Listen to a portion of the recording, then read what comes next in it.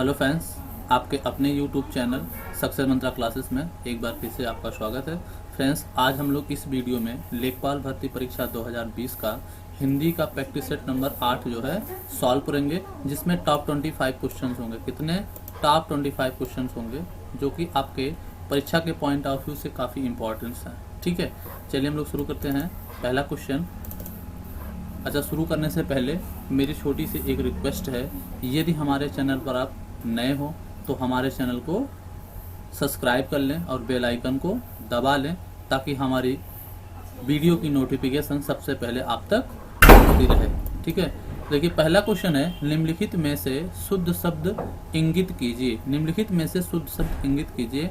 पहला ऑप्शन है कवित्री, दूसरा ऑप्शन है कवयत्री, तीसरा ऑप्शन है कवियत्री और चौथा ऑप्शन है कवित्री। तो यहाँ पर जो आंसर है फ्रेंड्स, वो आपका आंसर है बी। कौन सा आंसर है? बी, कवयत्री होता है। ठीक है, शुद्धिकरण का रूप कवयत्री होता है, याद रखिएगा। ठीक है, चलिए आगे बढ़ते हैं हम लोग अगले क्वेश्चन की तरफ। हमारा अगला क्वेश्चन है दूसरा, वांग्मय। वांग्मय का संधि विच्छेद है। ऑप्शन पहला है वांग प्लस में, ऑप्शन दूसरा है वाक प्लस में, ऑप्शन तीसरा है वान प्लस में, ऑप्शन चौथा है इनमें से कोई नहीं। तो फ्रेंड्स, यहाँ पर जो आंसर होगा वो होगा वाक्य प्लस में। वाक्य प्लस में ही जो है वांग्मय का संधि विच्छेद होता है। ठीक है, चलिए हम लोग बढ़ते हैं नेक्स्ट क्वेश्चन की तरफ। तीसरा क्वेश्चन हमारा है, जो कि काफी इंपॉर्टेंट क्वेश्चन है परीक्षा के पॉइंट ऑफ व्यू से। देखते हैं हम लोग तीसरा क्वेश्चन क्या लिखा है। अर्ध विराम चिन्ह आपको ढूंढना है। यहाँ पर ऑप्शन पहला दिया गया है एक चिन्ह, ऑप्शन दूसरे में भी चिन्ह दिया गया, ऑप्शन तीसरे में भी चिन्ह दिया गया, ऑप्शन चौथे में चिन्ह दिया गया। ठीक है, तो फ्रेंड जो अर्ध विराम का चिन्ह होता है वो हमारा ये डी ऑप्शन में है। कौन से ऑप्शन में? डी। ये हमारा जो है अर्ध विराम का चिन्ह है। ये जो पहले ऑप्शन में ए में दिया है, इसे बोलते हैं विवरण का चिन्ह। किसका? याद रखिए, विवरण का चिन्ह। ये जो आपको बी ऑप्शन में दिया गया है, ये होता हमारा अल्प विराम। कौन सा विराम? अल्प विराम। और ये जो आपको दिखाई दे रहा है सी ऑप्शन में दिया गया है, ये जो आपका है विस्मयवाचक। ठीक है, याद रखिए, विस्मयवाचक चिन्ह है। ठीक है, तो ये चारों चिन्हों के बारे में मैंने बता दिया, आप याद रखिएगा। क्लियर? चलिए आगे बढ़ते हैं अगले क्वेश्चन तरफ। और अगला क्वेश्चन है चौथा, संज्ञा या सर्वनाम के जिस रूप से क्रिया करने वाले का बोध हो। ठीक है, कह रहा कि संज्ञा या सर्वनाम के जिस रूप से क्रिया करने वाले का बोध होता है, उसे हम क्या कहते हैं? वह हमारा होता है कर्ता। क्या होता है? कर्ता। ठीक है, देखिए कर्ता के रूप में प्रयोग किया जाता है। देखो, कर्ता के स्थान पे या तो संज्ञा शब्द का प्रयोग किया जाएगा या तो सर्वनाम। इसी के अनुसार जो है क्रिया का बोध होता है, इसलिए आंसर हमारा कौन सा है? बी। चलिए बढ़ते हैं अगले क्वेश्चन तरफ। हमारा नेक्स्ट क्वेश्चन है पांचवा क्वेश्चन, निम्नलिखित में से कौन सा शब्द तद्भव है? निम्नलिखित में से कौन सा शब्द तद्भव है? ऑप्शन आपके पास है पहला उत्साह, ऑप्शन दूसरा है उत्साह, ऑप्शन तीसरा है विवाह, ऑप्शन चौथा है उत्थान। ठीक है, तो फ्रेंड्स यहाँ पर जो आंसर बनेगा वो आंसर बनेगा आपका बी।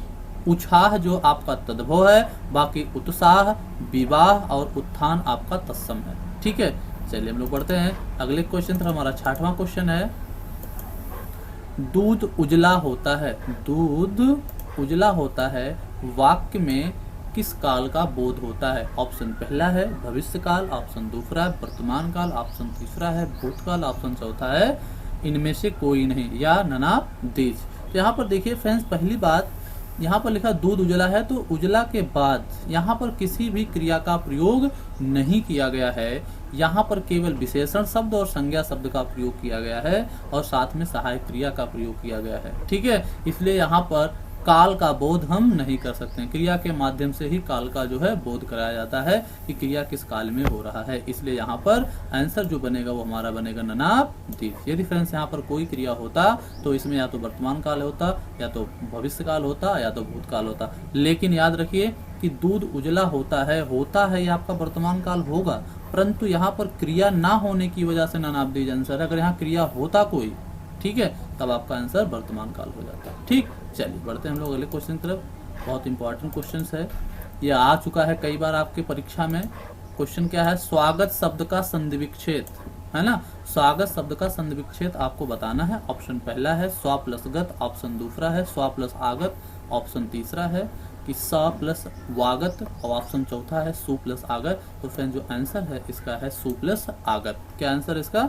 सु प्लस आगत है।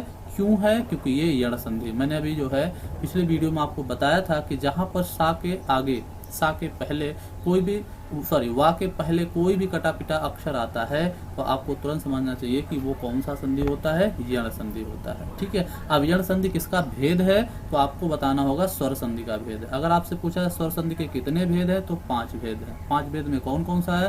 पहला भेद है दीर्घ स्वर संधि, दूसरा गुण संधि, तीसरा वृद्धि संधि, चौथा आयादी संधि और 5वां हमारा यण संधि है। क्लियर? चलिए आगे बढ़ते हैं हम लोग नेक्स्ट क्वेश्चन तरफ। नेक्स्ट क्वेश्चन हमारा 8वां है।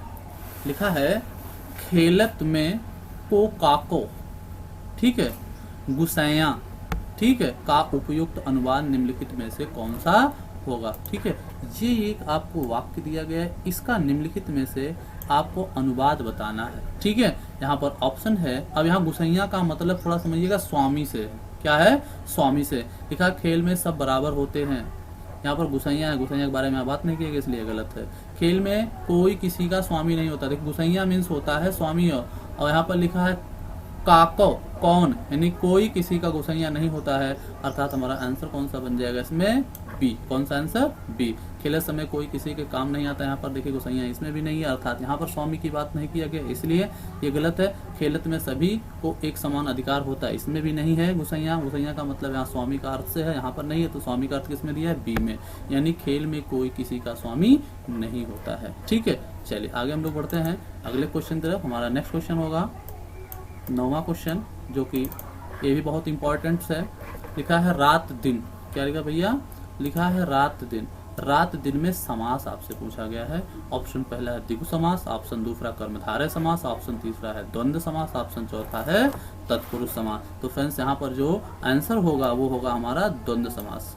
समास में देखिए 2 पद होते हैं, एक होता है प्रथम पद, एक होता है उत्तर पद। ठीक है, और अगर जहां पर जिस समास में और शब्द का प्रयोग हो जाए या दोनों शब्द आपके संज्ञा हो और एक दूसरे के अपोजिट हो तो वहां पर द्वंद्व समास होता है। यहाँ पर दोनों पद प्रधान होता है, प्रथम पद भी प्रधान होता है और द्वितीय पद भी प्रधान है, अंतिम पद भी प्रधान होता है। ठीक है, तो इसलिए यहाँ पर आंसर कौन सा हो जाएगा? हमारा आंसर हो जाएगा हमारा सी। ठीक है, चलिए हम लोग बढ़ते हैं नेक्स्ट क्वेश्चन की तरफ। हमारा नेक्स्ट क्वेश्चन है 10वां क्वेश्चन। निम्नलिखित में से कौन सा शब्द विदेशी नहीं है? निम्नलिखित में से कौन सा शब्द विदेशी नहीं? काफी इंपॉर्टेंट क्वेश्चन है। पहला लिखा है कर्पूर, दूसरा लिखा है मजहब, तीसरा लिखा टेलीफोन और चौथा लिखा अंग्रेजी। यहाँ पर विदेशी शब्द कह रहा नहीं है, तो मजहब भी विदेशी है भैया, अंग्रेजी भी विदेशी है, टेलीफोन भी विदेशी, परंतु जो ये कर्पूर लिखा है ये विदेशी शब्द नहीं है। कर्पूर हमारा एक तत्सम शब्द है और इसका जो तद्भव होता है कपूर होता है, याद रखिए। ठीक है, चलिए आगे हम लोग बढ़ते हैं। इसका आंसर क्या बनेगा? ए। आगे हम लोग बढ़ेंगे अगले क्वेश्चन की तरफ। और अगला क्वेश्चन है 11वां। लिखा है पुष्प का पर्यायवाची नहीं है। पुष्प का पर्यायवाची नहीं है आपसे पूछा गया है। ठीक है, ऑप्शन आपके पास 4 है। पहला है सुमन, ऑप्शन दूसरा है प्रसून, ऑप्शन तीसरा है कुसुम, ऑप्शन चौथा है नीलय। ठीक है, तो यहाँ पर जो फ्रेंड्स हमारा आंसर है वो हमारा आंसर बन जाएगा नीलय। क्या बन जाएगा? नीलय, यानी कि चौथा आंसर बना है। कुसुम मीन्स भी फूल होता है और सुमन मीन्स भी फूल होता है और प्रसून मीन्स भी आपका जो है फूल होता है या पुष्प होता है। यहाँ पूछा है कि नहीं, याद रखिए क्या पूछा? नहीं है। किसका पर्यायवाची नहीं? पुष्प का पर्यायवाची नहीं। आंसर हमारा क्या है? नीलय। चलिए आगे हम बढ़ते हैं अगले क्वेश्चन की तरफ। अगला क्वेश्चन हमारा 12वां क्वेश्चन है, जो कि काफी इंपॉर्टेंट है। वायु में बड़ा व्यक्ति क्या कहलाता है? वायु मीन्स उम्र, वायु मीन्स उम्र। तो आयु में जो है यानी उम्र में सबसे बड़ा जो व्यक्ति होता है वो क्या कहलाता है? ज्येष्ठ कहलाता है। क्या कहलाता है? ज्येष्ठ कहलाता है। तो आंसर हमारा कौन सा हो जाएगा? C option. चलिए आगे बढ़ते हैं हम लोग नेक्स्ट क्वेश्चन की तरफ। नेक्स्ट क्वेश्चन हमारा है 13वां क्वेश्चन। उड़ती चिड़िया पहचानना का सही अर्थ। उड़ती चिड़िया पहचानने का सही अर्थ, ये फ्रेंड्स हमारा एक मुहावरा है, उड़ती चिड़िया पहचानना, इसका हमें अर्थ बताना। ऑप्शन पहला है अंतर्यामी होने का प्रदर्शन करना, दूसरा है कि पक्षियों का विशेषज्ञ होना, तीसरा है भेद की बात जानना, चौथा है शिकारी होना। इसका जो आंसर होगा वो आपका आंसर है सी, भेद की बात जानना। ठीक है, चलिए आगे हम लोग बढ़ते हैं अगले क्वेश्चन का। हमारा अगला क्वेश्चन है 14वां। काल कितने प्रकार के होते हैं? तो काल फ्रेंड्स हमारे होते हैं 3 प्रकार के। कितने प्रकार के? 3 प्रकार के काल होते हैं। कौन कौन से समझ लीजिए? वर्तमान, भूत, भविष्य। वर्तमान काल, भूत काल और भविष्य काल। चलिए आगे बढ़ते हैं हम लोग अगले क्वेश्चन की तरफ। हमारा अगला क्वेश्चन देखिए 15वां क्वेश्चन। निम्नलिखित में से संदेश सूचक वाक्य कौन सा है? संदेश सूचक वाक्य आपसे पूछा गया है, याद रखिए क्या पूछा भैया, संदेश सूचक वाक्य निम्नलिखित में से कौन सा है? ऑप्शन पहला है राजा नगर में आए होंगे, ठीक है, राजा नगर में आए। चौथा है राजन अपस्ट्राफी अर्थात विस्मयादि बोधक चिन्ह नगर में आए, फिर लिखा है राजा नगर में आवे।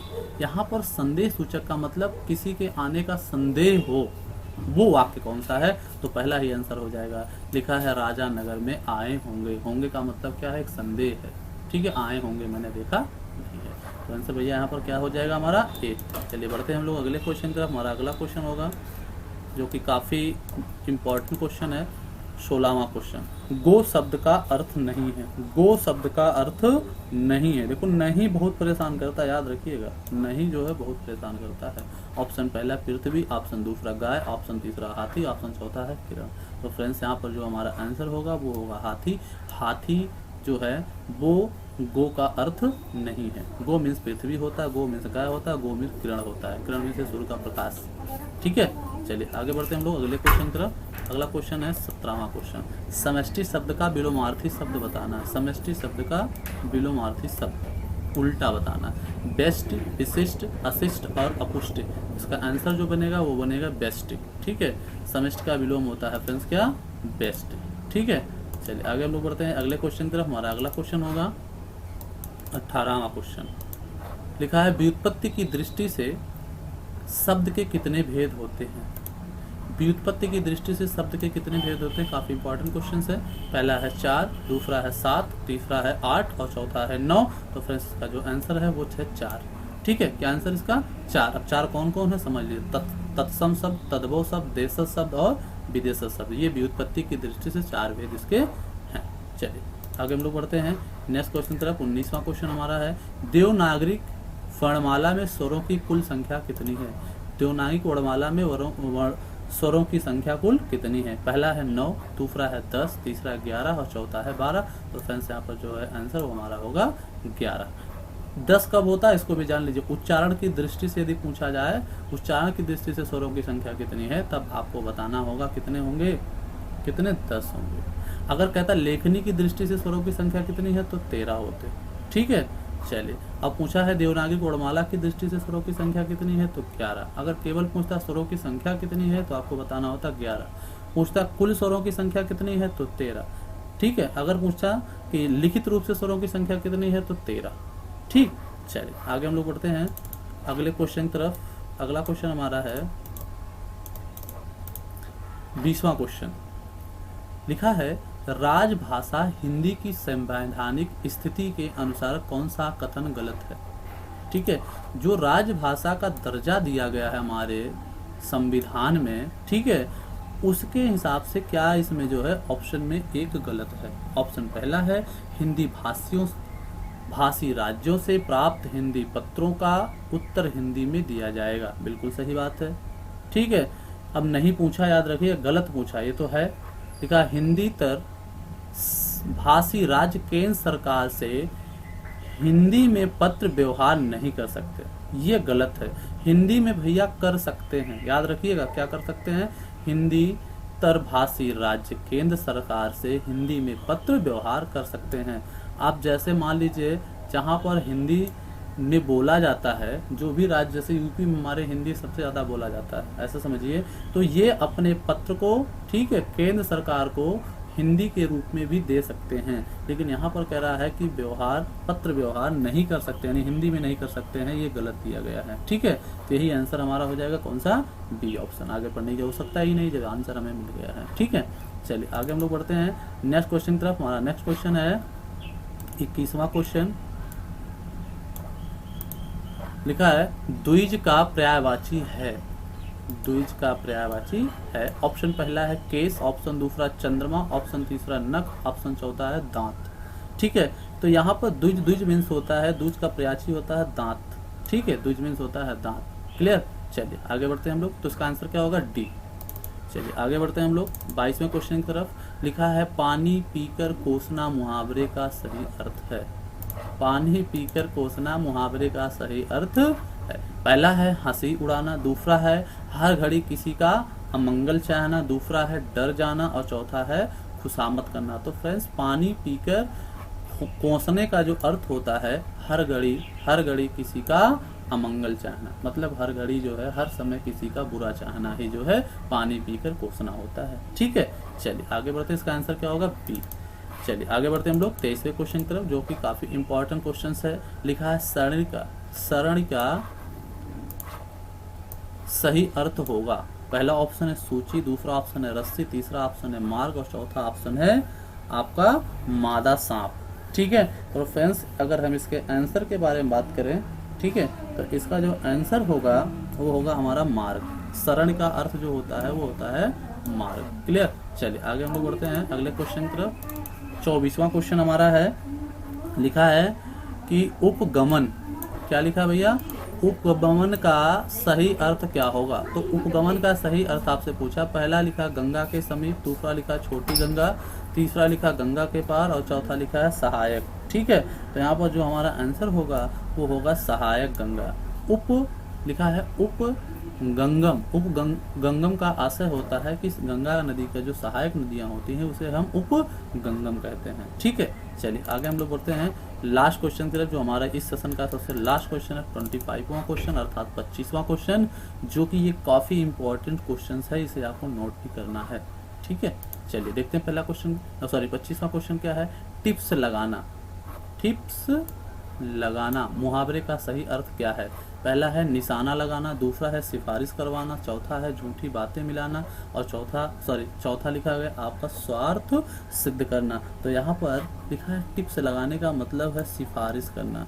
जब कोई काम नहीं होता है तो हम किसी से कहवाते हैं, किसी से सिफारिश करते हैं, वही बोलता है भैया हमारा टिप्स लगाना। तो इस प्रकार से हमारे टॉप 25 क्वेश्चन समाप्त होते हैं और हम लोग मिलेंगे नेक्स्ट वीडियो में। तब तक के लिए टाटा बाय बाय।